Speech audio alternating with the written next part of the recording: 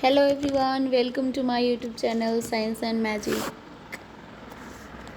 आप सभी का स्वागत है साइंस एंड मैजिक चैनल में। बेसिकली आज हम पढ़ने वाले हैं क्लास 9th का चैप्टर नंबर 10 गुरुत्वाकर्षण, जिससे भली भांति परिचित होंगे आप। क्लास 8th में भी पढ़े हैं आप गुरुत्वाकर्षण के बारे में, ग्रेविटेशन के बारे में। तो हम डिस्कस करेंगे कि गुरुत्वाकर्षण क्या है, गुरुत्वाकर्षण का क्या नियम है, उसके क्या क्या सिद्धांत है, इन सभी चीज़ों के बारे में।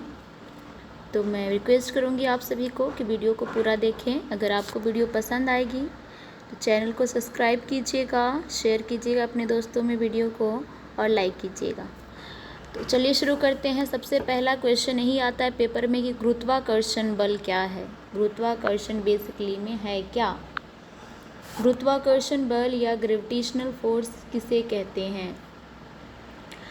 जैसे कि अगर मैंने बात करूं कि चैप्टर नंबर 9 या 8 आप पढ़े होंगे, ग्रेविटेशनल का गुरुत्वाकर्षण का नियम और गति और गुरुत्वाकर्षण का नियम, ये दोनों चैप्टर में आपका गुरुत्वाकर्षण बल का डेफिनेशन दे रखा है। तो इसमें दोबारा से मैं आपको रिवाइज करवा देती हूँ कि गुरुत्वाकर्षण बल या गुरुत्वाकर्षण होता क्या है।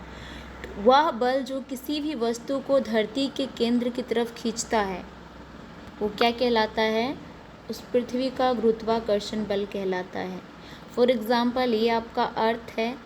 इस हाइट से आप किसी भी वस्तु को नीचे फेंकते हैं, इस ऊंचाई से किसी भी वस्तु को आप नीचे फेंकते हैं तो अपनी तरफ जो धरती का केंद्र है एक बल लगाती है, एक फोर्स लगाती है और उस वस्तु को अपने तरफ खींचती है। अपने तरफ क्या करती है? खींचती है। तो ऐसे ही बल को क्या बोलते हैं? गुरुत्वाकर्षण बल कहते हैं। इसी बल को क्या बोलते हैं? गुरुत्वाकर्षण बल या ग्रेविटेशनल फोर्स कहते हैं। फॉर एग्ज़ाम्पल, यदि हम कोई एक पत्थर बिना धक्का दिए फेंकते हैं, यानी कि फ्री फॉल में आप छोड़ते हैं उसे बिना कोई फोर्स दिए एक ऊंचाई से, तो वह पत्थर की ओर त्वरित होता है। क्या होता है? वो पत्थर की ओर त्वरित होता है, जो पता चलता है कि कोई एक बल उस पत्थर पर लग रहा है। इसका अर्थ है कि पत्थर भी धरती को आकर्षित करता है। पत्थर भी धरती को क्या करता है? आकर्षित करता है। यानी इस ब्रह्मांड में सभी वस्तुएं एक दूसरे को आकर्षित करते हैं। इस ब्रह्मांड में जितनी भी वस्तुएं हैं सभी एक दूसरे को क्या करते हैं? आकर्षित करते हैं। अगर आप न्यूटन थर्ड लॉ के बारे में जानते हैं, आपको बता दूं कि चैप्टर नंबर 9 में हम पढ़ चुके हैं। तो न्यूटन थर्ड लॉ क्या कहता है? न्यूटन का गति का तीसरा नियम क्या कहता है कि कोई भी वस्तु अगर क्रिया करती है तो उसके समान प्रतिक्रिया दूसरी वस्तु करती है। यानी कि अगर पत्थर बल लगा रही है तो आपकी पृथ्वी भी उस पर बल लगा रही है। आपकी पृथ्वी भी एक दूसरे को बल लगा रही है। यानी कि जितनी भी पृथ्वी पर वस्तुएं मौजूद है वो सभी एक दूसरे को क्या करती है? आकर्षित करती है। सभी एक दूसरे को क्या करती है? आकर्षित करती है। नेक्स्ट पढ़ते हैं हम। दूसरा टॉपिक क्या है हमारा? सबसे इम्पोर्टेंट गुरुत्वाकर्षण का सार्वत्रिक नियम। बहुत इम्पोर्टेंट है, वेरी इम्पोर्टेंट। पेपर में 5 मार्क्स में आता है, आपका 5 मार्क्स में पूछे जाते हैं। आप कोशिश कीजिए कि इसे अच्छे से समझने की और अच्छे से इसको अपने कॉपी पे नोट डाउन कीजिएगा। अगर हम बात करते हैं गुरुत्वाकर्षण का सार्वत्रिक नियम, इसका जो इंग्लिश नेम है वो है universal law of gravitation. Universal law of gravitation. Universal law of gravitation, जिसे हम सूचित करते हैं कैपिटल जी से। किससे सूचित करते हैं? बड़ी अक्षर ABCD की जी से इसे हम सूचित करते हैं। इस नियम के अनुसार क्या है? न्यूटन के गुरुत्वाकर्षण के नियम के अनुसार दो पिंडों के बीच गुरुत्वाकर्षण बल उनके द्रव्यमानों के गुणनफल के समानुपाती और उनके बीच की दूरी के वर्ग का व्युत्क्रमानुपाती होता है। अभी मैं आपको इसको न्यूमेरिकल फॉर्म में समझाऊंगी, समझने की कोशिश कीजिएगा। यदि दो पिंडों का द्रव्यमान क्या है, एक है m1 और एक क्या है m2, और उनके बीच की दूरी क्या है आपका d है, तो उनके बीच की दूरी गुरुत्वाकर्षण बल का क्या है, व्युत्क्रमानुपाती है। क्या है, व्युत्क्रमानुपाती है। नीचे आप न्यूमेरिकल्स देखिए, जैसे कि हमने दो वस्तु यहाँ पे लिया है। फॉर एग्जांपल ये आपका एक वस्तु है, एक वस्तु आपका ये है बी। इनके बीच में एक आपका कैपिटल M लग रहा है द्रव्यमान, और इसमें स्मॉल m द्रव्यमान लग रहा है। इनकी जो बीच की दूरी है, केंद्र के बीच की दूरी है, वो क्या है, d है। वो क्या है, d यानी कि डिस्टेंस यानी दूरी। d हमारा क्या है, डिस्टेंस है, दूरी है। और m हमारा क्या है, मास है, द्रव्यमान है। m क्या है हमारा, द्रव्यमान है, मास है। तो अगर हम दूरी की बात करें तो पहला लॉ ये कहता है कि जो आपका बल है डायरेक्टली प्रोपोर्शनल है द्रव्यमानों के गुणनफल के, द्रव्यमानों के गुणनफल के। ये इक्वेशन 1 हो गया आपका। दूसरा कहता है कि दूसरा जो बल है वो किसके व्युत्क्रमानुपाती है, यानी कि दूरी के वर्ग का, यानी कि दूरी का वर्ग का व्युत्क्रमानुपाती है। इक्वेशन 2 हो गया आपका। देखिए, समानुपाती का मतलब है कि ये समान है। समानुपाती का क्या मतलब है, आपका जो बल है वो द्रव्यमान के क्या है, समान है। समान है यानी बराबर है। अगर आपका बल ज़्यादा रहेगा तो द्रव्यमान भी ज़्यादा रहेगा। लेकिन अगर हम बात करें इसमें कि आपका जो बल है वो दूरी के वर्ग क्या क्या है, व्युत्क्रमानुपाती है, यानी कि बराबर नहीं है। यानी कि बराबर नहीं है, यानी कि अगर आपका दूरी ज़्यादा होगा, अगर आपका फोर्स, आपका बल ज़्यादा होगा तो दूरी कम होगी। अगर आपका फोर्स ज़्यादा होगा तो दूरी क्या होगी, कम होगी। अगर आपका इसमें बल ज़्यादा होगा तो इसमें द्रव्यमान भी ज़्यादा होगा। तो मैं आपको समझाने की कोशिश करती। नीचे आपका न्यूमेरिकल्स है, जैसे कि यहाँ पे देख सकते हैं। दो वस्तुओं के बीच बल उनके द्रव्यमान के गुणनफल के समानुपाती होता है, अर्थात F is directly proportional to capital M और स्मॉल m। जो आपका कैपिटल M है वो क्या है, मास ऑफ A है। मास ऑफ A वस्तु है, जो आप A वस्तु यहाँ देख पा रहे हैं, इसका मास है, ठीक है। और जो आपका स्मॉल m है, जो आपका स्मॉल m है वो क्या है, मास ऑफ B वस्तु। द्रव्यमान किसका है, B का द्रव्यमान है। तो ये क्या कहता है कि दो वस्तुओं के बीच के बल के उनके द्रव्यमानों के गुणनफल के समानुपाती होता है, यानी कि F इज समानुपाती टू कैपिटल M और स्मॉल m। ये इक्वेशन फर्स्ट हो गया हमारा। और दूसरा कह रहा है दो वस्तुओं के बीच बल उनके दूरी के वर्ग के व्युत्क्रमानुपाती है, यानी कि F is indirectly proportional to D square. ये इक्वेशन 2 हो गया हमारा। तो यहीं से आपका इक्वेशन 1 और इक्वेशन 2 से ये समीकरण निकलता है, फॉर्मूला निकलता है। अगर हम समीकरण 1 और 2 को देखें, यहाँ पे आप देख रखे हैं कि समीकरण 1 और 2 को संयुक्त करने पे अगर इन दोनों को साथ मिलाते हैं तो इसको हम इस तरीके से लिख सकते हैं। ये दोनों को, इन दोनों समीकरण को अगर साथ करते हैं तो हमारी वैल्यू क्या आएगी, ये आएगी हमारी वैल्यू। जैसे कि आप यहाँ भी दे सकते हैं, यहाँ पे हमारी वैल्यू ये आ गई। अगर हम समानुपाती का साइन हटाते हैं, अगर हम समानुपाती का साइन हटाते हैं तो हमारा जो फाइनल फॉर्मूला आएगा G आ जाएगा। G आपका यूनिवर्सल कांस्टेंट है, कैपिटल M, स्मॉल m और D स्क्वायर। ये जो है आपका गुरुत्वाकर्षण का सार्वत्रिक नियम का फॉर्मूला है, जो कि बहुत ही ज़्यादा इम्पॉर्टेंट है, वेरी इम्पॉर्टेंट, बहुत ही ज़्यादा इम्पॉर्टेंट है।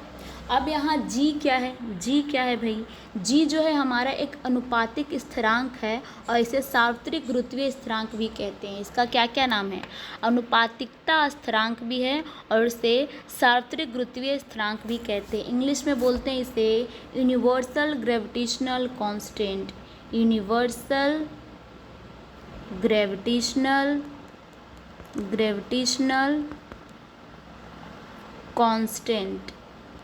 कांस्टेंट, यूनिवर्सल ग्रेविटेशनल कांस्टेंट इसको बोलते हैं इंग्लिश में। तो व्रज गुणन करने पर समीकरण 4 से प्राप्त होता है। ये जो हमारा समीकरण 4 है, F is directly proportional to D square and ये क्या हो जाएगा, आपस में मल्टीप्लाई हो जाएगा, और G is directly proportional to small, यानी कि ये दोनों आपस में गुने में हैं। तो यहाँ पे G की वैल्यू क्या आ जाएगी, देखिए कुछ नहीं किया है, ये जो आपका हमारे पास फॉर्मूला क्या है, हमारे पास फॉर्मूला है F is equal to capital G small capital M small m upon में डी स्क्वायर, ये हमारा फॉर्मूला है। अब इसको क्या करेंगे, क्रॉस मल्टीप्लिकेशन करेंगे, इसको इससे मल्टीप्लाई, इसको इससे, यानी कि एफ डी स्क्वायर हो जाएगा और ये क्या हो जाएगा, जी कैपिटल एम और स्मॉल एम। आगे की बात करें, हमें जी की वैल्यू निकालनी है, तो जी हम यहीं छोड़ देंगे, तो क्या हो जाएगा, एफ डी स्क्वायर में कैपिटल एम और स्मॉल एम इक्वल टू में जी, ये वैल्यू आएगी हमारी। ये आपका अगर जी को आप निकालते हैं तो ये फॉर्मूला हमें पुट करना होगा, है ना। तो सेम फॉर्मूला आपका यहाँ निकला है, ये वाला देखिए, G equal to F D square divided by, यानी कि बटे में बड़ा वाला एम और छोटा वाला एम। जी का वर्तमान मान क्या है, 6.673 इंटू 10⁻⁻11 न्यूटन मीटर स्क्वायर और केजी स्क्वायर इनवर्स। ये सबसे ज़्यादा इम्पॉर्टेंट वैल्यू हर एक इक्वेशन में आपका यूज होगा, जिसे आप अच्छे से याद कर लीजिए। आई होप आपको यहाँ तक समझ में आ गया होगा, नहीं आया तो आप कमेंट करके पूछ सकते हैं, मैं वहाँ पे भी आपको एक्सप्लेन कर दूँगी। नेक्स्ट आपका क्या है, गुरुत्वाकर्षण के सार्वत्रिक नियम का महत्व। अब क्या महत्व है, तो सबसे पहला इम्पोर्टेंस है इसका कि हमें ये पृथ्वी से बांधे रखने वाला बल है। पृथ्वी से क्या करता है, हमें ये बांधे रखता है गुरुत्वाकर्षण बल। गुरुत्वाकर्षण बल पृथ्वी के चारों ओर चंद्रमा की गति करवाता है, सूर्य के चारों ओर ग्रहों की गति होती है और चंद्रमा से सूर्य के कारण ज्वार भाटा भी उत्पन्न होता है। देखिए होता क्या है, आपका जो सबसे इम्पोर्टेंट है वो बीच में हमारा क्या है, सूर्य है, उसके बाद क्या आता है, वीकनेस आता है, फिर तीसरे नंबर पे हमारी क्या आती है, पृथ्वी आती है, तीसरे नंबर पे पृथ्वी आती है। तो आपका अगर बात करें सौर मंडल में सबसे पहले सूर्य है, सूर्य का चक्कर कौन लगाती है, पृथ्वी लगाती है, और पृथ्वी का चक्कर कौन लगाती है, चंद्रमा लगाती है ना, चंद्रमा लगाती है। तो अगर आप का चंद्रमा और पृथ्वी और सूर्य इन तीनों को बैलेंस में यानी कि अपनी अक्ष में घूमने की जो शक्ति है वो कौन प्रदान करता है, गुरुत्वाकर्षण बल ही प्रदान करता है। और एक और बल यहाँ पे कार्य करता है आपका अभिकेंद्रिक बल। कौन सा बल, अभिकेंद्रीय बल, इसे इंग्लिश में बोलते हैं सेंट्रीपिटल फोर्स।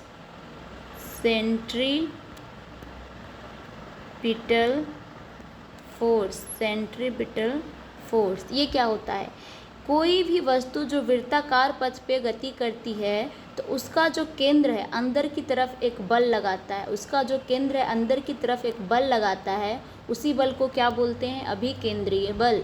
उसी बल को क्या बोलते हैं, अभिकेंद्रीय या अभिकेंद्रिक बल। तो ये अभिकेंद्रिक बल और आपका जो ग्रेविटेशनल फोर्स है वो दोनों मिल करके क्या करती है, इस चीज़ को बैलेंस रखती है, इस चीज़ को संतुलित रखती है कि सूर्य, पृथ्वी और चंद्रमा को आपस में टकराने नहीं देती, तो बहुत ही इंपॉर्टेंट टॉपिक है। इस इक्वेशन को मैं एक बार और आपको समझाती हूँ। आपका जो पहला है सार्वत्रिक नियम का इक्वेशन, देखिए पहला जो बोला है पॉइंट कि दो वस्तुओं का जो बल है किसके समानुपाती है, द्रव्यमानों के गुणनफल के समानुपाती है। ये इक्वेशन 1 हो गया। दूसरा पॉइंट कहता है कि जो वस्तुओं के बीच की दूरी है वो बल के व्युत्क्रमानुपाती है, यानी कि 2 इक्वेशन हो गया। अगर इन दोनों इक्वेशन को हम संयुक्त करते हैं तो समीकरण 1 और 2 से हमें क्या मिलेगा, ये दोनों आपस में इक्वल है तो ये इक्वल हो जाएगा इसके, यानी कि F is directly proportional to m small m d square. और जब आप इस समानुपाती का चिन्ह को हटाएंगे तो क्या आ जाएगा, कैपिटल G आ जाएगा। तो इसको आप नोट डाउन कर सकते हैं कॉपी में या स्क्रीनशॉट ले सकते हैं। ये आपका फाइनल डेरिवेशन है सार्वत्रिक नियम का सबसे सिंपल वे में। तो इसे आप समझने की कोशिश कीजिएगा और यहीं से आप जी की वैल्यू निकाल सकते हैं। जी को वैल्यू निकालने की क्या करेंगे, कुछ नहीं करना है आपको। जो आपकी एफ़ की वैल्यू आई है जी अपॉन डी स्क्वायर, इसको क्रॉस मल्टीप्लिकेशन करना है, कुछ नहीं है तो 1 है, तो हो जाएगा F D square G capital M small M, और ये वाली जो वैल्यू है आपकी वो इसके डिवाइड में आ जाएगा। तो एफ डी स्क्वायर में कैपिटल एम और स्मॉल एम इसके बटे में आ जाएगा, जी यहीं रह जाएगा, ये इसकी जी की वैल्यू हो जाएगी। और जी की वैल्यू क्या है आपकी 6.673 इंटू, जी की वैल्यू आप बहुत इम्पॉर्टेंट है, उसे याद रखना ज़रूरी है, 6.673 into 10⁻⁻11 newton metre square kg inverse square. तो ये आपकी वैल्यू है, ये भी स्क्वायर में है, तो ये याद रखना बहुत इंपॉर्टेंट है। तो आई होप आपको अब क्लियरली समझ में आया होगा। नेक्स्ट टॉपिक क्या है हमारा? नेक्स्ट टॉपिक है आपका मुक्त पतन, फ्री फॉल। ये भी इम्पॉर्टेंट टॉपिक है, फ्री फॉल, मुक्त पतन। मुक्त पतन या फ्री फॉल क्या होता है कि नाम से ही पता चल रहा है, मुक्त यानी कि फ्री, इस पर कोई भी अदर बल अप्लाई नहीं हो रहा है, कोई भी एक्स्ट्रा फोर्स उस पर अप्लाई नहीं हो रहा है। किसी वस्तु का पृथ्वी के गुरुत्वीय बल के प्रभाव में गिरना क्या कहलाता है? मुक्त पतन कहलाता है। फॉर एग्जाम्पल आपने कोई वस्तु लिया और उसे ऊंचाई से, उसे हाइट से क्या कर दिया? नीचे छोड़ दिया, उसे पृथ्वी पर नीचे छोड़ दिया और ये जो वस्तु है यहाँ गिर गई, इस पर कोई अदर बल, कोई एक्स्ट्रा फोर्स, कोई अन्य बल इस पर अप्लाई नहीं हो रहा है, कोई अन्य बल इस पर अप्लाई नहीं हो रहा है। कौन सा बल हो रहा है? सिर्फ गुरुत्वाकर्षण बल, सिर्फ गुरुत्वाकर्षण बल अप्लाई हो रहा है, कार्य कर रहा है। तो उस स्थिति में वस्तु को पृथ्वी पर गिरना ही क्या कहलाता है?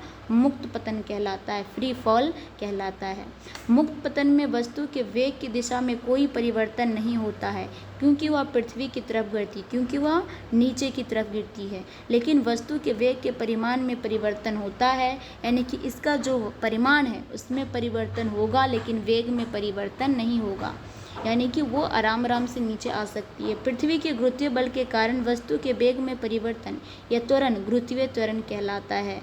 बहुत इंपॉर्टेंट पॉइंट है ये भी आपका, गुरुत्वीय त्वरण। गुरुत्वीय त्वरण किसे कहते हैं ये मैं आपको अच्छे से समझाती हूँ। देखिए चैप्टर 9 अगर आप लोग पढ़े होंगे तो उसमें है त्वरण, उसमें क्या है आपका? त्वरण है। सबसे पहले गुरुत्वीय त्वरण समझने के लिए त्वरण हमें पता होना चाहिए। तो वेग डिवाइड, गुरुत्वीय त्वरण क्या है? वेग अपॉन में समय, वेग अपॉन में समय, यानी कि वेग की दर में परिवर्तन ही क्या कहलाता है? त्वरण कहलाता है। वेग की दर में परिवर्तन क्या कहलाता है? त्वरण कहलाता है। त्वरण जो है आपको ए से रिप्रेजेंट करते हैं, क्योंकि इसे इंग्लिश में एक्सलेरेशन बोलते हैं। इंग्लिश में क्या बोलते हैं? एक्सलेरेशन। तो इसे स्मॉल ए से सूचित किया जाता है। तो यही बोला यहाँ कि वेग के परिमाण में परिवर्तन होता है। पृथ्वी के गुरुत्वीय बल के कारण वस्तु के वेग में परिवर्तन यह त्वरण गुरुत्वीय त्वरण कहलाता है, यानी कि गुरुत्वाकर्षण के कारण होने वाला त्वरण क्या कहलाता है? गुरुत्वीय त्वरण कहलाता है, जिसे स्मॉल जी से प्रदर्शित किया जाता है। इसका ऐसा ही मात्रक मीटर पर सेकेंड स्क्वायर है। अब देखिए इसको समझाने की कोशिश करती हूँ मैं। हमने चैप्टर नंबर 9 में न्यूटन सेकेंड लॉ में पढ़ा था कि बल जो है मास इनटू एक्सलरेशन है, ये फॉर्मूला हमने निकाला था। यानी कि हम अभी पढ़े हैं कि गुरुत्वाकर्षण जो है लगने वाले बल के कारण, यानी गुरुत्वीय बल के कारण जो त्वरण उत्पन्न होता है वो गुरुत्वीय त्वरण कहलाता है। यानी कि A is equal to G, A is equal to G, यानी कि हम F के जगह क्या, A की जगह क्या रख सकते हैं? G रख सकते हैं। A की जगह क्या रख सकते हैं? G रख सकते हैं ना। तो हमारी जो वैल्यू है ए का जो यूनिट है, ए का यूनिट क्या है? मीटर पर सेकेंड स्क्वायर, क्योंकि होता है v अपॉन में t, ये हमारा एक्सलरेशन होता है, त्वरण होता है। तो वेलोसिटी का मीटर होता है और आपका जो टाइम है उसका सेकेंड स्क्वायर होता है। इसलिए g की जो SI मात्रक है, g के जो SI यूनिट है वो क्या आया हमारा? मीटर पर सेकेंड स्क्वायर आया। ठीक है, तो ये आपका वैल्यू जो है, ये वाली वैल्यू, ये भी इम्पॉर्टेंट है कि F is equal to mg भी हम लिख सकते हैं। A की जगह आपको क्या रखना है? G रखना है। आगे बढ़िए, आगे क्या कह रहा है ये? आगे सेम न्यूमेरिकल को इन्होंने एक्सप्लेन किया। यहाँ देखिए, गुरुत्वीय त्वरण G के मान का परिकलन पृथ्वी द्वारा किसी पिंड पर लगने वाला बल क्या है? F। पृथ्वी के मान पर लगने वाला बल क्या है? F। F is equal to capital G M, और ये आपका अर्थ ऑफ मास है अपॉन में R स्क्वायर। R स्क्वायर इसलिए लिया है कि ये आपकी पृथ्वी है, पृथ्वी का जो डिस्टेंस है वो त्रिज्या में है। पृथ्वी का डिस्टेंस क्या है, त्रिज्या में। हमने वहाँ पे दो वस्तु लिया था ए और बी, उन दोनों का डिस्टेंस लिया था डी, है ना, उन दोनों की डिस्टेंस दूरी ली थी डी। लेकिन यहाँ पे हमारे पृथ्वी के सापेक्ष में लेना है तो हम आर लेंगे, इसलिए यहाँ पे क्या आ गया, यहाँ पे आ गया आपका आर स्क्वायर। अब देखिए, जहाँ एम ई पृथ्वी का द्रव्यमान है, एम पिंड का द्रव्यमान है, आर पृथ्वी की त्रिज्या है, एफ लगने के कारण उत्पन्न गुरुत्वीय त्वरण होगा दिस एफ इज, अभी मैंने आपको इक्वेशन करवाया था, एम इंटू जी, ये आपका इक्वेशन हो जाएगा। अब हमारा ये इक्वेशन 2 है, हमारा इक्वेशन 2 है। जब हमने इस मान को यहाँ रखा, इस वैल्यू पे रखा, इसको मैं आपको अच्छे से समझाने की कोशिश करती हूँ। हमारा फर्स्ट इक्वेशन क्या निकला था, ये निकला था, है ना, ये। अगर हमने पृथ्वी डी के जगह क्या रख दिया, आर रख दिया, डी की जगह क्या रख दिया, आर रख दिया। अब हमने दूसरा जो इक्वेशन लिखा है F equal to M G, ये इक्वेशन नंबर 2 है। अब इस F की वैल्यू को यहाँ पुट करना है, ठीक है, यानी कि समीकरण 1 में समीकरण 2 का मान रखने पर, इसे आप कॉपी में नोट कर सकते हैं, क्या हो जाएगा, F की जगह मैं mg लिख सकती हूँ, mg is equal to capital G m और d स्क्वायर। आई होप यहाँ तक आपको समझ में आ गया हो। कुछ नहीं, मैंने F की जगह क्या रख दिया, mg रख दिया, यहाँ पे मैंने क्या रख दिया, mg रख दिया। आगे देखिए, आगे आपका क्या है, हमारे पास क्या है, mg is equal to gm upon में d अपॉन में आर स्क्वायर, डी नहीं आर स्क्वायर, है ना। अब हमने क्या करना है, m से m क्या हो जाएगा, कट जाएगा, m से m क्या कट जाएगा, यानी कि g की वैल्यू क्या गई, क्या, capital G capital M upon में आर स्क्वायर, ये आपकी g की वैल्यू है। तो यहीं से आपका निकलेगा g की वैल्यू जो है, आपका याद रखना है 9.8 मीटर पर सेकेंड स्क्वायर, 9.8 मीटर पर सेकेंड स्क्वायर, ये आपका g का मान है, ये आपका क्या है, g का मान है। यहाँ पे जैसे इन्होंने निकाल रखा है, ये देखिए आपको f का मान, हमने ये वाला फॉर्मूला निकाल लिया है यहाँ तक, है ना, g इक्वल टू, अब g की वैल्यू क्या है हमारे पास, g की वैल्यू है 6.673 10⁻11 न्यूटन मीटर स्क्वायर। पृथ्वी का मान आपके पास ये है, r आपके पास ये है, आपको कैलकुलेट करके वैल्यू निकालनी है, कैलकुलेट करके वैल्यू आपको निकालनी है। देखिए, कुछ नहीं करना है आपको, हमें जो इक्वेशन में मिला है, क्या मिला है, g equal to capital G m upon में आर स्क्वायर, है ना। हमारे पास g की वैल्यू क्या है, 6.67 into 10⁻11 newton metre square kg inverse, ये है, इंटू हमारे पास कैपिटल M यानी कि मास ऑफ अर्थ की वैल्यू क्या है हमारे पास, 6 इंटू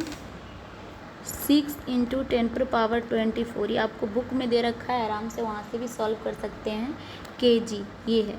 और r क्या दे रखा है हमें, r दे रखा है 6.4 इंटू 10⁻6 मीटर, यानी कि r स्क्वायर है तो r हमें 2 बार लिखना है, 6.4 इंटू 10⁻6 मीटर, है ना, r हमें क्या लिखना है, 2 बार लिखना है। अब क्या करना है, देखिए आपका जो 10⁻11 है, यहाँ पे -24 प्लस का है, तो यहाँ 13 बचेगा, क्योंकि यहाँ पे 24 में से 11 गए, क्या बचेंगे, 13 बचेंगे। और यहाँ पे 6 और 6 12 है, यानी कि ये भी कट गया, सिर्फ एक 10 बचेगा, है ना। पॉइंट से पॉइंट चला गया, यहाँ पे एक पॉइंट है, यानी कि ये क्या आ जाएगा, 667 इंटू एक 6 आपका यहाँ बचा है, 6 kg इन्वर्स है, यहाँ पे भी एक kg है, यानी कि 1 kg इन्वर्स बचेगा, 6 इंटू आपका यहाँ पे टोटल पॉइंट से पॉइंट यहाँ कैंसिल हो गया था, ये दोनों से ये दोनों कैंसिल हो गया। अब यहाँ से सिर्फ एक 10 बचा है, ये वाला 10, क्योंकि यहाँ पे 6 और 6 12 हो रहे थे, लेकिन यहाँ 13 था, एक 10 बचा, न्यूटन kg इन्वर्स ये बचा है आपका, डिवाइडेड बाई 64 इंटू में 64। अब देखिए क्या करना है आपको, कुछ नहीं करना, सिंपल आपका कैलकुलेशन है, इसको सिंपल आप काट सकते हैं, है ना। तो काट पीट जब आप करेंगे तो यहाँ पे वैल्यू क्या आ जाएगी, आपकी जो वैल्यू आएगी इसे करके 9.8। अब देखिए मीटर पर सेकेंड स्क्वायर कैसे आएगा वो मैं आपको बता देती हूँ कि वैल्यू आप निकाल लेंगे 667 × 6 × 10 न्यूटन किलोग्राम इनवर्स, 64 × 64, 5 दूनी 10, 32 दूना 64, 3 32 दूना 64 और 3 दूनी 6, है ना। यानी कि 667 × 15 डिवाइड बाई 32 इंटू में 32 न्यूटन केजी इनवर्स। समझ में आ गया यहाँ तक। अब इसको जब आप कैलकुलेट करेंगे, मतलब इंटू करेंगे, इंटू करने के बाद आपका जो आंसर आएगा वो 9.8 आएगा, ठीक है, 9.8 न्यूटन केजी इनवर्स, ठीक है। अब मीटर पर सेकेंड स्क्वायर कैसे आया वो वाला फॉर्मूला समझिए आप, वो फंडा समझिए। देखिए कैसे आया, आपका जो एफ है वो क्या है, मास इनटू एक्सेलरेशन है ना। एफ क्या है, न्यूटन है, और मास क्या है, केजी है, और ये क्या है आपका मीटर पर सेकेंड स्क्वायर है, एक्सेलरेशन है ना।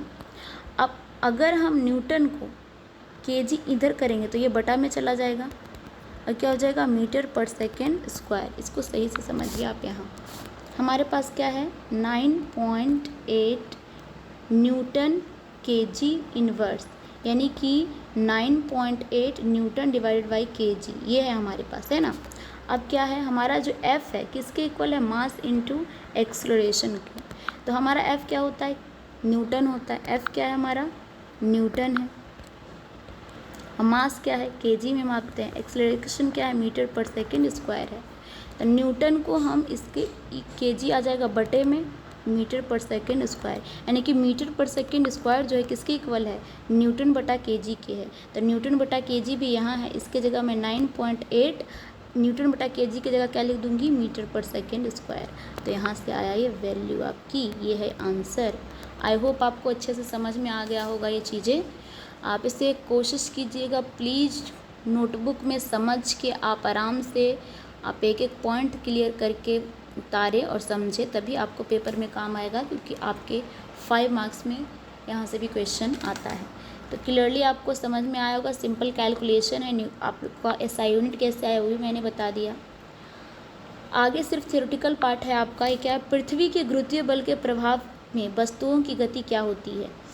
देखिए पृथ्वी के निकट जी का मान स्थिर होता है। पृथ्वी के निकट जो कैपिटल जी है और स्मॉल जी है वो दोनों का मान क्या है, स्थिर है, यानी कि चेंज नहीं हो सकता। अतः एक समान त्वरित गति के सभी समीकरण त्वरण एक के स्थान पर जी रखने पे भी मान्य होंगे। अब हमने ये समीकरण जो है चैप्टर नंबर 9 में पढ़े हैं। एक समान त्वरित गति के समीकरण 3 समीकरण हमने पढ़े हैं। अब ये जो समीकरण है इसको क्या करना है, आपको ए की जगह सिंपली क्या रख देना है, जी रख देना है। यानी कि पहला समीकरण क्या है, v = u + at है, तो हम लिख देंगे gt। दूसरा है s = ut + ½ at² है, at² दिख रहा है आपको, हम लिख देंगे gt²। ये हो गया। और थर्ड हो गया v² + u² + 2gs। सिंपल आपको ए की जगह जी लिखना है। यही आपका है पृथ्वी के गुरुत्वीय बल के प्रभाव में वस्तुओं की गति यही कहता है। यहाँ u v क्रमशः प्रारंभिक वेग है। u जो है आपका प्रारंभिक वेग है और v आपका क्या है, अंतिम वेग है। s आपका वस्तु का दूरी है और t आपका समय है, ठीक है। इन समीकरणों का उपयोग करते समय यदि त्वरण a की वेग की दिशा में अर्थात गति की दिशा में लग रहा है तो हम इसको धनात्मक लेंगे। त्वरण a को अलग यानी कि विपरीत दिशा में लग रहा है तो इसमें क्या लेंगे, ऋणात्मक। अगर इधर ही आपका वेग है, इधर ही आपका त्वरण भी होगा तो कैसा होगा, पॉजिटिव।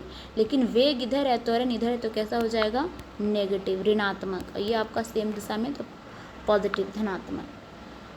इम्पॉर्टेंट है आपका नेक्स्ट टॉपिक द्रव्यमान, मास। ये भी पेपर में पूछा जाता है आपके। द्रव्यमान और भार में अंतर आता है आपके 2 मार्क्स के, इसे अच्छे से कर लीजिए।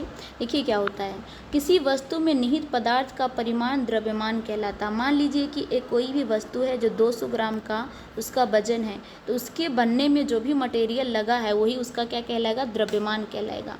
यह वस्तु के जड़त्व की माप क्या कहलाता है, द्रव्यमान कहलाती है। यह एक अदिश राशि है, इसका परिमाण होता है, सिर्फ दिशा नहीं होती, इसलिए एक क्या अदिश राशि है, दिशा नहीं होती। इसका ऐसा ही मात्रक क्या है, किलोग्राम है, केजी है, अभी हमने पढ़ा है, इसे केजी से प्रदर्शित किया जाता है। किसी वस्तु का द्रव्यमान सर्वत्र समान रहता है। किसी वस्तु का द्रव्यमान हमेशा समान रहेगा, चाहे वो पृथ्वी पे हो, चाहे वो चंद्रमा पे हो, चाहे वो मंगल ग्रह पे हो, चाहे वो बृहस्पति हो, शुक्र हो, किसी भी ग्रह पे हो, उसका द्रव्यमान हमेशा क्या रहेगा, समान रहेगा। उसका द्रव्यमान हमेशा समान रहेगा। द्रव्यमान को m से सूचित किया जाता है। किसी स्थान पर द्रव्यमान किसी भी वस्तु का शून्य नहीं होगा। किसी भी स्थान पर द्रव्यमान किसी भी वस्तु का शून्य नहीं होगा, ज़ीरो नहीं होगा। तो ये इम्पोर्टेंट पॉइंट है। अगर हम भार की बात करें, वेट की बात करें, तो वेट क्या है आपका, देखिए वेट और द्रव्यमान में अंतर है।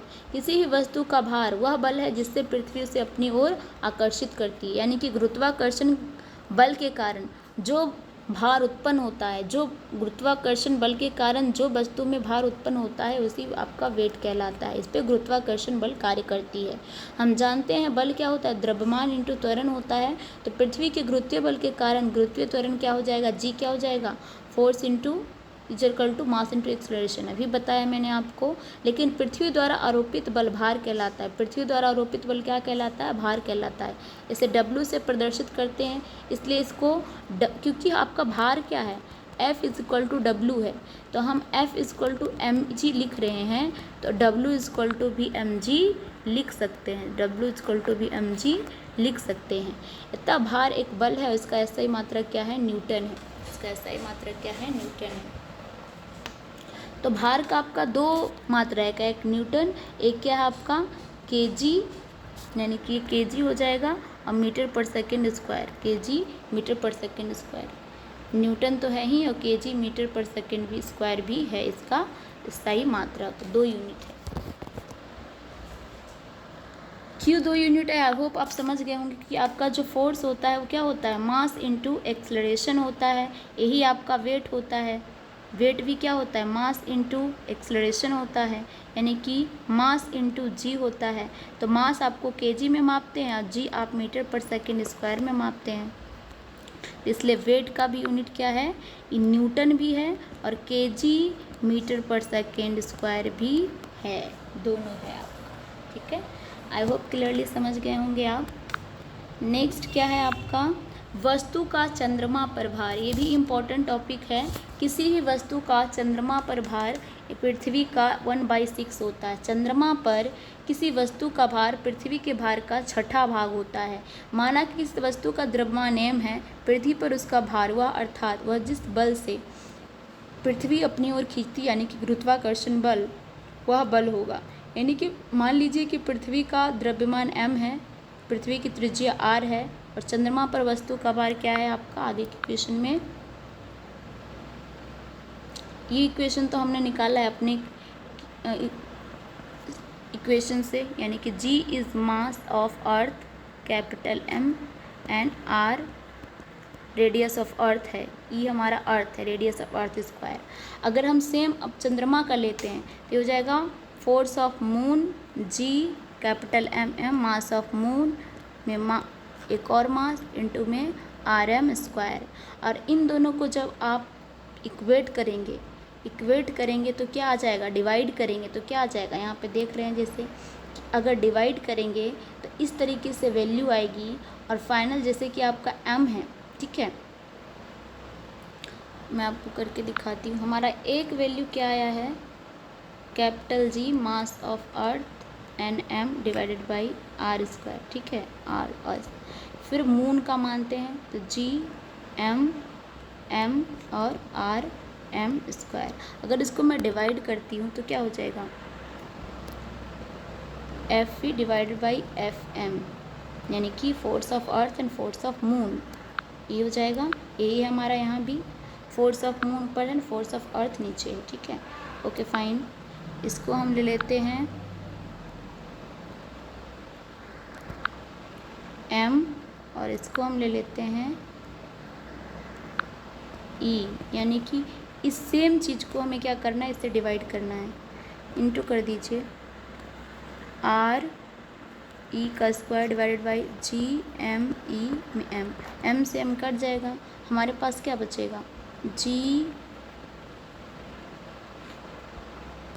r m स्क्वायर में g m e, देखा जाए तो g से g भी कट जाएगा। तो आगे का जो इक्वेशन है आपका क्या बचेगा, सिर्फ m बचेगा, सिर्फ क्या बचेगा, g से g भी कैंसिल आउट हो गया।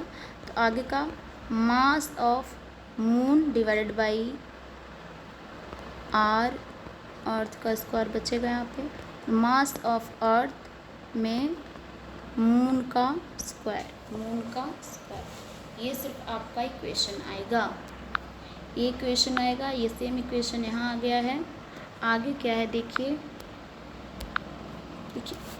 अब यहाँ पे इन्होंने एक एग्जांपल लिया है कि मास ऑफ अर्थ अगर हम 100 mm लेते हैं, चंद्रमा पृथ्वी का द्रव्यमान लगभग 100 गुना हो जाएगा, और त्रिज्या क्या लिया है, 4 लिया, त्रिज्या क्या लिया है, 4 लिया है। तो चंद्रमा से पृथ्वी की त्रिज्या लगभग 4 गुना है, चंद्रमा से पृथ्वी की त्रिज्या क्या है, 4 गुना है, लेकिन मास चंद्रमा से कितना है, 1 भाग है। तो Fm/Fe यहाँ पे इन्होंने इसकी वैल्यू पुट करी है, यहाँ पे इसकी वैल्यू पुट कर दी है। अब क्या हो गया है आपका, सिंपल हो जाएगा 16/100 यानी कि 1/6। अगर जब आप इसे डिवाइड करेंगे तो क्या वैल्यू आएगी, 1/6 आएगी। तो अतः चंद्रमा पर किसी वस्तु का भार उसके पृथ्वी के भार के 106 भाग है, यानी कि मान लीजिए किसी वस्तु का भार 6 ग्राम है पृथ्वी पर, तो चंद्रमा पे क्या हो जाएगा, 6 डिवाइडेड बाई 1/6, यानी 6 कम 6 कट गया, 1 ग्राम होगी। चंद्रमा पे वैल्यू क्या होगी उसकी, 1 ग्राम होगी सिर्फ। आई होप आपको अच्छे से समझ में आ गया होगा ये टॉपिक।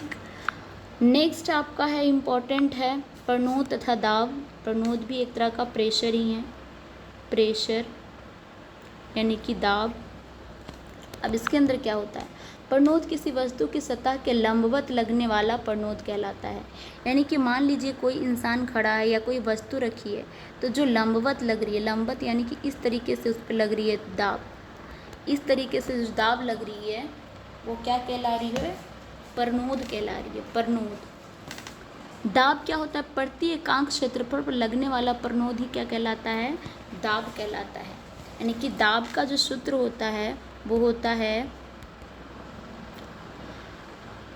पावर का जो होता है वो आपका एरिया पे डिपेंड करता है, एरिया ज़्यादा होगा तो दाब कम होगा, यानी कि आपका जो पावर है 1/एरिया होता है, यानी एरिया ज़्यादा होगा तो दाब क्या होगा, कम होगा, और दाब ज़्यादा तो एरिया कम। दाब का बल यानी प्रबोध का मात्रक क्या है, न्यूटन है, इसका मीटर स्क्वायर भी है, इसका जो क्षेत्रफल है वो क्या है, मीटर स्क्वायर भी है इसका।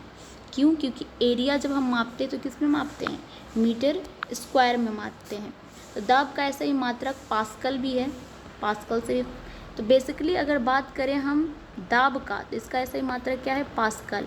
लेकिन अगर पेपर में आपके प्रणोद पूछा गया, प्रणोद, तो इसका है न्यूटन या metre square, newton metre square, है ना। यहाँ पे देखिए न्यूटन व क्षेत्रफल का मीटर स्क्वायर हो जाएगा, दाब का मात्रक मीटर स्क्वायर है कि प्रणोद डिवाइडेड बाई क्या हो जाएगा, क्षेत्रफल। देखिए सिंपल समझिए, आपका जो दाब होता है वो क्या होता है, प्रणोद डिवाइडेड बाई क्षेत्रफल। प्रणोद हमारा न्यूटन है और ये मीटर स्क्वायर में है। तो दाब का 2 यूनिट है, एक आपका न्यूटन मीटर स्क्वायर, एक आपका पास्कल। लेकिन प्रणोद की बात करें तो इसका ऐसा ही एक ही ऐसा यूनिट है न्यूटन, इसका एक ही ऐसा यूनिट है क्या, न्यूटन। अब यहाँ पे इम्पोर्टेंट है कि दाब को प्रभावित करने वाले कौन कौन सा कारक है, लगाया गया बल और सतह का क्षेत्रफल। मान लीजिए आप किसी बड़ी सी जगह पे कोई भी फोर्स बल लगाते हैं, तो अगर आपका क्षेत्रफल ज़्यादा होगा तो आपका बल है कम लगेगा, अगर क्षेत्रफल जितना कम लगेगा आपका बल भी उतना ही ज़्यादा लगेगा। तो ये आपके व्युत्क्रमानुपाती कार्य करता है। नेक्स्ट आपका क्या है, तरलों में दाब यानी कि pressure in liquid, pressure in liquid, pressure in liquid. सभी द्रव या गैसें तरल है, तरलों में भार होता है तथा वे जिस बर्तन में रखे जाते हैं उसके आधार या तथा दीवारों पर लगाते हैं। किसी परिरुद्ध द्रव्यमान के तरल पर लगने वाला दाब सभी दिशाओं में बिना घटे संचित होता रहता है। मान लीजिए किसी जार के अंदर आपने पानी रखा है, तो ये पानी के जो कण हैं इसके दीवार पे क्या लगाएंगे, एक दाब लगाएंगे। इसके दीवार पे क्या लगाएंगे, एक दाब लगाएंगे। तो वो दाब किसी द्रव्यमान की तरफ पर लगने वाला दाब सभी दिशाओं में लगेगा, एक ही दिशा में नहीं लगेगा। उत्प्लावकता, उत्प्लावकता क्या है आपका, जब कोई वस्तु किसी तरल में डुबोई जाती है तो वस्तु का भार जो पृथ्वी के गुरुत्वीय बल के कारण होता है, पृथ्वी को नीचे की ओर व तरल को ऊपर की ओर बल लगाता है। उत्प्लावन बल सदैव ऊपर की तरफ आरोपित होता है। इस बल का परिमाण द्रव के घनत्व पर निर्भर करता है। इस बल का परिमाण किस पर डिपेंड करता है, घनत्व पर, उसके घनत्व पर। जी, तो इसमें जैसे कि मैंने अभी आपको दाब पढ़ाया है, तो दाब का जो बेसिक फॉर्मूला होता है, दाब का जो बेसिक फॉर्मूला होता है वो क्या होता है, बल अपॉन क्षेत्रफल, बल बटा क्षेत्रफल, बल बटा क्षेत्रफल। बल को ही क्या बोलते हैं, परनोद। अभी जो यहाँ पे मैंने आपको पढ़वाया परनोद, ये बल ही है। किसी वस्तु के सतह के लंबवत लगने वाला बल ही क्या कहलाता है, परनोद कहलाता है। सॉरी, किसी वस्तु के लंबवत यानी कि लंबवत लगने वाला बल ही क्या कहलाता है, परनोद कहलाता है।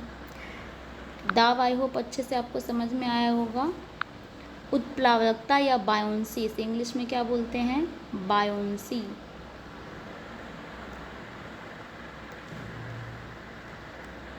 बायोंसी, मान लीजिए कि कोई वस्तु है, जिसे इसमें बोला है कि जब कोई वस्तु किसी तरल में डुबोई जाती है तो वस्तु का भार जो पृथ्वी के गुरुत्वाकर्षण बल के कारण होता है, वस्तु के नीचे की ओर तरल को ऊपर की ओर धक्का देता है, मतलब लगाता है। मान लीजिए कि टब में पानी भरा है, ये आपका टब है और इसके अंदर पूरा पानी भरा हुआ है। इसके अंदर क्या भरा है, पानी भरा है। अब अगर इसके अंदर कोई आप वस्तु रखते हैं, कोई भी, जैसे मान लीजिए मग्गा रखते हैं, तो मग्गा जितना वजन का होगा उतना ही पानी बाहर आ जाएगा, उतना ही पानी कहाँ आ जाएगा, ज़मीन पे आ जाएगा, उतना ही पानी कहाँ आ जाएगा, ज़मीन पे।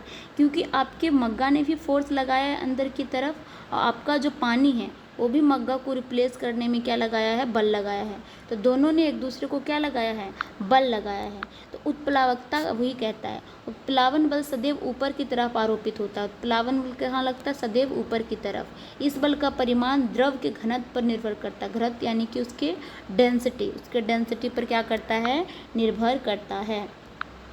देखिए, वस्तु पर लगने वाला गुरुत्वीय बल बड़ा है किससे, उत्प्लावन बल से, बड़ा है किससे, उत्प्लावन बल से। तो निष्कर्ष वस्तु डूब हो जाएगी। अगर आपका गुरुत्वाकर्षण बल ज़्यादा है तो आपका जो बायोंसी बल है यानी कि उत्प्लावकता बल है वो कम है, तो वस्तु क्या होगी, वस्तु डूब जाएगी। इंपॉर्टेंट है, पेपर में क्वेश्चन आता है। दूसरा, वस्तु पर लगने वाला बल गुरुत्वीय बल और उत्प्लावन बल के बराबर है तो वस्तु तैरती रहेगी। वस्तु क्या रहेगी, तैरती रहेगी। जैसे कि आपका बोट है, शिप है, वो सब जो तैरती है वो किसके कारण तैरती है, इसी के कारण तैरती है कि आपका शिप जितना फोर्स नीचे की तरफ लगाती है उतना ही फोर्स आपका समुद्र है उसे लगाती है, उतना ही फोर्स वो सेम समुद्र और धरती गुरुत्वाकर्षण बल लगाती है। तो बराबर होने के कारण दोनों बल, आपका शिप जो है, जहाज जो है, डूबता नहीं है और तैरता रहता है। यही कारण है कि लोहे की कील डूब जाती है जबकि पानी का जहाज जो है वो सतह पर तैरता रहता है। पानी का जहाज जो है सतह पर तैरता रहता है। नेक्स्ट है इम्पॉर्टेंट आपका सिद्धांत, आर्किमिडीज सिद्धांत, Archimedes principal. Archimedes principal important है, हमेशा आपके पेपर में पूछा जाता है। अब आर्किमिडीज प्रिंसिपल या आर्किमिडीज सिद्धांत क्या है। जब किसी वस्तु को किसी तरल में पूर्णतः या अंशतः, यानी कि अंशतः का मतलब है आधा डुबाया जाता है, तब वस्तु ऊपर की तरफ लगने वाले एक बल का अनुभव करती है। यह बल उस वस्तु द्वारा विस्थापित तरल भार के बराबर होता है। अभी मैंने बताया कि अगर आप बड़े से टब में एक वस्तु को रखते हैं, वस्तु को रखते हैं, पानी है इसके अंदर क्या है, पानी है। अगर कोई वस्तु की फॉर एग्ज़ाम्पल मग को रखते हैं तो मग का जितना वजन होगा उतना ही वजन मतलब पानी बाहर आएगा, यानी कि जितना पानी बाहर आया उतना ही जितना कि मग का वजन है, तो इसलिए उसको क्या करेगी, उसको तैरने में मदद करेगी, क्योंकि यहाँ पे उत्प्लावन बल कार्य करेगा। नेक्स्ट क्या है आपका, आर्किमिडीज सिद्धांत का उपयोग क्या क्या है। इम्पॉर्टेंट है, पूछा जाता है पेपर में, बार बार कह रही हूँ, अच्छे से पढ़ लीजिएगा इसे। यह पदार्थों का अपेक्षित घनत्व ज्ञात करने में उपयोगी है। यह जलयानों और पनडुब्बियों के डिज़ाइन बनाने के प्रयोग किया जाता है। दुग्ध मापी और हाइड्रोमीटर आर्किमिडीज के सिद्धांत पर निर्धारित है। हाइड्रोमीटर और दुग्ध मापी, जिससे दूध की मात्रा मापते हैं, हाइड्रोमीटर यानी कि जिससे हम पानी की मात्रा मापते हैं और जिससे दूध की मात्रा मापते हैं, वो दोनों जो मशीन है किसके ऊपर आधारित है, आर्किमिडीज सिद्धांत के ऊपर ही आधारित है। यही कारण है कि लोहे एवं स्टील का बना एक जलयान इतना बड़ा होते हुए भी जल पर तैरता रहता है, लेकिन एक छोटी सी पिन जल में डूब जाती है। किसके कारण, उत्प्लावन बल के कारण, क्योंकि जब लोहे की जो आपकी किल है वो उतना फोर्स अप्लाई नहीं कर पाती है पानी में जितना कि उसे तैरने के लिए चाहिए, इसलिए वो अंदर जा कर के डूब जाती है। अपेक्षित घनत्व क्या है आपका, इम्पोर्टेंट टॉपिक है ये भी। अपेक्षित घनत्व क्या है, किसी वस्तु का घनत्व उसके प्रति एकांक आयतन के द्रव्यमान को कहते हैं। घनत्व क्या कहलाता है आपका, डेंसिटी बोलते हैं इसे इंग्लिश में। डेंसिटी जो है आपका मास अपॉन वॉल्यूम है, द्रव्यमान अपॉन आयतन है। घनत्व क्या है आपका, घनत्व जो है द्रव्यमान अपॉन में आयतन है। कहने का मतलब है कि मान लीजिए आपके इतना बड़ा गांव है, उसमें कितने लोग रहते हैं, सिर्फ 4 लोग रहते हैं। कितने लोग, 4 लोग रहते हैं। और एक जो है छोटा सा ही गांव है, इससे गांव छोटा है, उसमें टोटल ज़्यादा लोग रहते हैं। मान लीजिए 10 लोग रहते हैं, 10 लोग रहते हैं।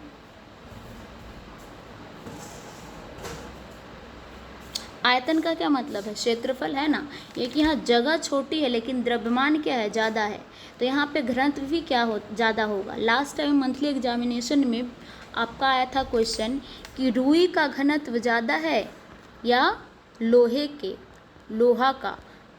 आंसर क्या था, रुई का। क्यों, क्योंकि रुई जो है 1 kg अगर रुई लोगे तो उसका जो कण है ज़्यादा आएगा, उसका आयतन कम होगा, लेकिन लोहा का आयतन ज़्यादा होगा।